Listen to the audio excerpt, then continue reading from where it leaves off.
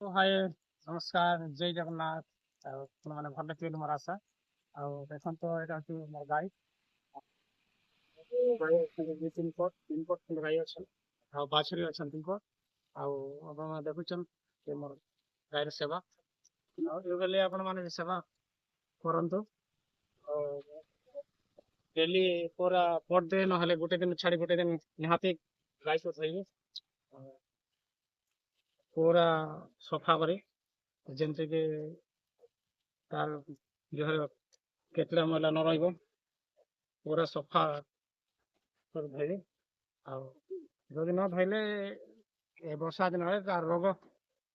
ଲାଗିଯିବ ଯେମିତିକି ମାଛି କାଛି ବସି ପୁରା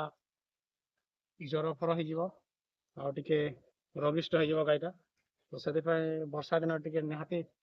ଧୋଇବା ଜରୁରୀ ଆଉ ସଫା ରଖିବା ଜରୁରୀ ଗାଈକୁ ଯେମିତି ମାଛି କାଛିରୁ ଦୂରେଇ ରଖିବା ତ